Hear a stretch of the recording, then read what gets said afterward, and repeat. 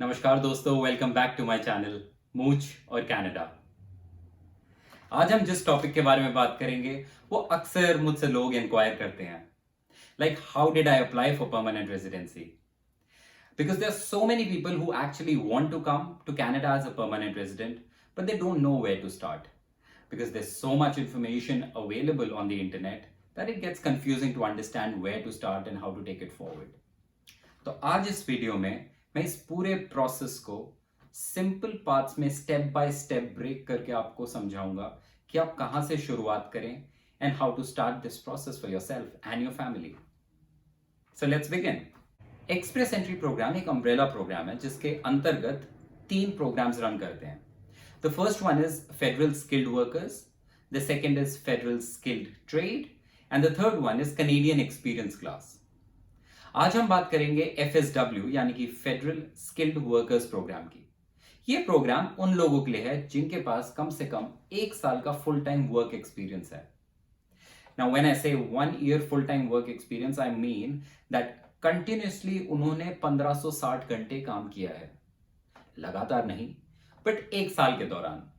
सो फर्ज कीजिए आप एक परमानेंट जॉब करते थे कहीं जहां पे आप कम से कम एक हफ्ते में 30 घंटे की नौकरी करते थे। So 30 hours per week, you did that for a year, that makes it 60 hours of work. That is considered as 1 year full-time job. Similarly, अगर आप एक पार्ट टाइम जॉब करते थे जिसमें कि सिर्फ आप 15 घंटे काम करते थे एक हफ्ते में, और ये पार्ट टाइम जॉब आपने 2 साल करी, तो भी आप एलिजिबल हैं। या आपने 6 महीने फुल टाइम जॉब करी जहां पे आप 30 घंटे हर हफ्ते काम करते थे एक एम्प्लॉयर के साथ, फिर आपने जॉब स्विच कर ली और आप दूसरे एम्प्लॉयर के साथ बाकी के 6 महीने काम किया आपने, सेम 30 आवर्स पर वीक, तो भी आप एलिजिबल हैं। सो आप इनमें से किसी भी परम्यूटेशन कॉम्बिनेशन से बैठ के आपका अगर वर्क एक्सपीरियंस 1 साल बनता है तो आप एलिजिबल हैं। आइए तो शुरू करते हैं कि आप कैसे शुरुआत करें इस प्रोसेस की and how to go about it. Start करने के लिए, अप्लाई करने के लिए 2 चीजों की जरूरत पड़ेगी आपको। The first one is your IELTS test. So that's basically testing your English skills. आपकी इंग्लिश लैंग्वेज प्रोफिशिएंसी टेस्ट करने के लिए आपको एक IELTS एग्जाम देना पड़ेगा, जो कि इंडिया में आप IDP के साथ दे सकते हैं या फिर ब्रिटिश काउंसिल के साथ दे सकते हैं। आपको इन टेस्ट्स में कम से कम CLB लेवल 7 अचीव करना है। CLB stands for Canadian language benchmark. So उनके हिसाब से आपको लेवल 7 अचीव करना है। That's the minimum requirement for your English proficiency. अब when we say CLB 7, वो अचीव करने के लिए आपको स्पीकिंग, रीडिंग, राइटिंग और लिसनिंग में सब में कम से कम 6 स्कोर चाहिए out of 10 in IELTS. That makes you eligible. However, that's not really what you want to get. आप चाहेंगे ज्यादा से ज्यादा मार्क्स स्कोर करना अपने इंग्लिश प्रोफिशिएंसी टेस्ट में, और उसका रीजन ये है कि बाकी सारी चीजें फिक्स्ड हैं। You can not change them, you can not change your age, you can not change your experience, you can not change your education, but what you can change is your score in IELTS. The better you score in IELTS, the more points you get. The second thing that you'll need to apply for the permanent residency is to get your educational documents verified. फर्ज कीजिए मेरी तरह आपने भी India से पढ़ाई करी है। So the Canadian government would try to understand कि जो एजुकेशन आपने इंडिया में गेन करी, क्या वो कैनेडियन लेवल से सेम मैच करती है। तो मैंने अगर एक MBA कर रखा था इंडियन इंस्टीट्यूट से, तो क्या वो एक कैनेडियन एजुकेशन लेवल में भी एक मास्टर्स डिग्री के बराबर है कि नहीं। That is what they want to check. ये सर्टिफाई करने के लिए उन्होंने कई सारी ऑर्गेनाइजेशंस को लिस्ट कराया अपनी वेबसाइट पे। आप इनमें से किसी भी ऑर्गेनाइजेशन को अप्रोच करके अपने डॉक्यूमेंट्स उन्हें भेज सकते हैं, and they will check and get back to you with the equivalency of your education, how it stands according to the Canadian education benchmark. Okay, so these 2 things are mandatory and then you can actually apply for it. अब मेरी suggestion आपसे ये रहेगी कि आप ये दोनों चीजें अचीव करने के लिए साथ में प्रोसेस शुरू करें, बिकॉज यूजुअली ये देखा गया है जब भी आप एक अपॉइंटमेंट लेने के लिए जाते हैं IELTS एग्जाम के लिए, तो यूजुअली आपको 1 से 1.5 महीने बाद की डेट मिलती है, and maybe you also need that time just to brush up your skills, go through the format कि किस तरह का टेस्ट आता है, क्या क्या आप कैसे प्रिपेयर कर सकते हैं. Maybe you would like to do a few practice test before actually sitting for IELTS. So वो 1-1.5 महीना आपका वेटिंग टाइम जाता है आइल्स के अंदर, और ये एजुकेशन सर्टिफिकेट्स एक्चुअली आपको वेरीफाई करवाने में पूरे टाइम करीब करीब आपको 2.5 से 3 महीना लग जाता है. और इतना ज्यादा टाइम आपको इसलिए लगता है क्योंकि अब आप ये अपनी डिग्री और सर्टिफिकेट्स, मार्कशीट्स जो आपको भेजनी है, ये आप खुद नहीं भेज सकते हैं. You have to get in touch with your institute. आपको उन्हें बोलना पड़ता है कि वो आपके ट्रांसक्रिप्ट्स उस ऑर्गेनाइजेशन को मेल आउट करें. सो पहले आप टाइम निकालेंगे अपने इंस्टीट्यूट जाने के लिए, you do some formalities, pay them some fee, then they will prepare your documents and send it and post it to Canada to those organizations, and then they will assess your certificates and accordingly come back to you at a later date. ये पूरा process होने में 2.5 से 3 महीने अक्सर लग जाते हैं. तो अगर आप पहले आइल्स देंगे और उसके बाद रिजल्ट आने के बाद आप ये वाला प्रोसेस स्टार्ट करेंगे, you will and up losing like 5 months in just doing this. So I would suggest आप ये दोनों चीजों का प्रोसेस साथ में स्टार्ट करें. लेट्स एज्यूम आपके पास अब ये दोनों चीजें आ गई हैं, you are good to go now. अब आप canada.ca की साइट पे जाके एक्सप्रेस एंट्री एप्लीकेशन फॉर्म अपना फिल कर सकते हैं. वहां पे आपसे कई चीजें पूछी जाएंगी, जैसे कि आपकी एज, आपकी एजुकेशन लेवल, आपका इंग्लिश स्कोर, क्या आपका मैरिटल स्टेटस क्या है, आप शादीशुदा हैं कि सिंगल हैं. अगर आप शादीशुदा हैं, आपके स्पाउस के बारे में भी सेम इंफॉर्मेशन ली जाएगी. उनकी इंग्लिश प्रोफिशिएंसी कैसी है, उनका स्कोर कितना है, उनका एजुकेशन लेवल क्या है. ये सारी इंफॉर्मेशन उस एप्लीकेशन में फिल करने के बाद अगर आप एलिजिबल हैं, then you become a candidate in the express entry pool. आपकी इंफॉर्मेशन के हिसाब से आपको एक सर्टेन पॉइंट्स असाइन हो जाते हैं कि आपकी एप्लीकेशन में आपका CRS स्कोर क्या बन रहा है. CRS stands for comprehensive ranking system.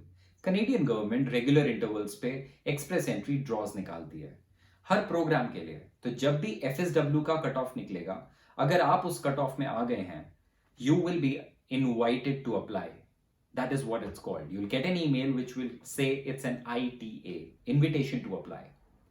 जब आपको invitation to apply आता है, you have to submit them the documents. अभी तक उन्होंने आपसे कोई भी documentary proof नहीं लिया है. They are just believing whatever you had entered in your application is true. But now it's time for them to check whether it's actually true or not. So अब आपको उन्हें submit करना होगा वो सारे एजुकेशन डॉक्यूमेंट्स जो आपने certify करवाए, अपने आइल्स का स्कोर, अपनी जॉब प्रूफ लाइक आपके जॉब रेफरल लेटर्स, आपने जहां जहां का जॉब एक्सपीरियंस शो किया है, उन सब ऑर्गेनाइजेशन से आपको अपने इमीडिएट मैनेजर या फिर HR मैनेजर से एक लेटर देना होगा saying that this person used to work in our organization from such date to such and such date. इनकी डेजिग्नेशन क्या थी, इनका जॉब डिस्क्रिप्शन क्या था, इनकी लास्ट ऑन सैलरी क्या थी. आपको ये लेटर अपने सारे करेंट और प्रीवियस एम्प्लॉयर्स से लेना होगा. इसके अलावा आपको कुछ प्रूफ ऑफ फंड्स दिखाना होगा that you have enough funds to settle down in Canada. Initially जो एक्सपेंसेस होंगे वो सब करने के लिए आपके पास पैसे and you won't become a burden on the Canadian government. आपको इसके साथ साथ पुलिस क्लियरेंस सर्टिफिकेट भी सबमिट करना होगा और भी कुछ डॉक्यूमेंट्स जो कि आपको within the next 60 days of getting the letter, the ITA, आपको सबमिट करने होंगे. एंड माइंड यू, ये डॉक्यूमेंट्स इकट्ठे करना बहुत आसान काम नहीं होता. It takes a while. So मेरी रिकमेंडेशन ये रहेगी that you do not wait for your ITA to come and then start gathering your documents. You should proactively start gathering your documents, क्योंकि ये सब करने में बहुत समय जाता है. To coordinate with your previous employers, to coordinate with your banking institutions, to get those letters on bank letter head saying that आपका अकाउंट इतने टाइम से है इनके बैंक में, इतने पैसे हैं आपके पास, इतनी हिस्ट्री है, कितने टाइम से ये पैसे रखे हैं, आपके पास कोई फिक्स डिपॉजिट्स हैं कि नहीं, क्या आपका कोई लोन चल रहा है, क्या आपके पास कोई क्रेडिट कार्ड डेट है. All those things are very tedious and साथ जॉब करते करते ये डॉक्यूमेंट्स इकट्ठे करना थोड़ा मुश्किल हो जाता है. सो आई वुड सजेस्ट आप प्रोएक्टिवली काम करें. अब आपका ITA आ गया है, आपने डॉक्यूमेंट सबमिट कर, इन डॉक्यूमेंट्स को सबमिट करने के साथ साथ आपको एप्लीकेशन सक्सेसफुली सबमिट करने के लिए कुछ फी पे करनी होगी. ये इस फीस के 3 पार्ट्स हैं. The first one is application processing fee, the second one is permanent residency fee, and the third one is biometric fee. The mandatory fee that you have to submit is the application processing fee. The application processing fee is $825 per person. The permanent residency fee is $500 per person. And for any dependent children, it's another $225. And these are all Canadian dollars. In addition to this, the biometric fee is around $85 that you have to pay. At this point in the process, you just need to pay the application processing fee of $825 per person. It is not required for you to pay the permanent residency fee and the biometric fee. But if you move ahead in the process, eventually you'll have to pay it. IRCC suggests that you pay all of these fees upfront because then it makes the process more faster and smoother, because otherwise her step पे आपको communication भेजा जाएगा कि आप एक fee pay करें और उसके बाद आप next step के लिए आगे बढ़ेंगे. Once you have submitted the documents, in the meanwhile you have to get your medical done and your biometrics done. First कीजिए, अगर आप बायोमेट्रिक फी पे कर चुके हैं तो आपको जल्द ही एक कम्युनिकेशन आएगा that you are good to go and get your biometrics done.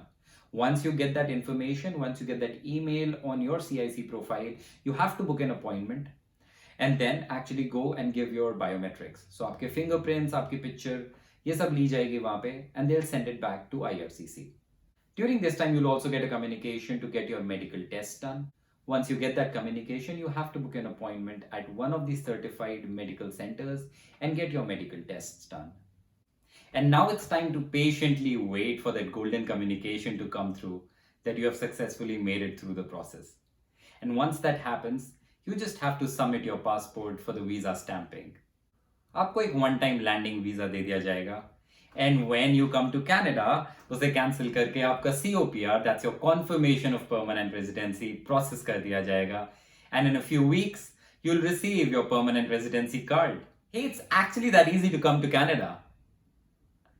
Please do comment and ask me if you have any questions. I'll try and answer them to the best of my ability. Thank you so much for watching, and please do not forget to like and subscribe this channel.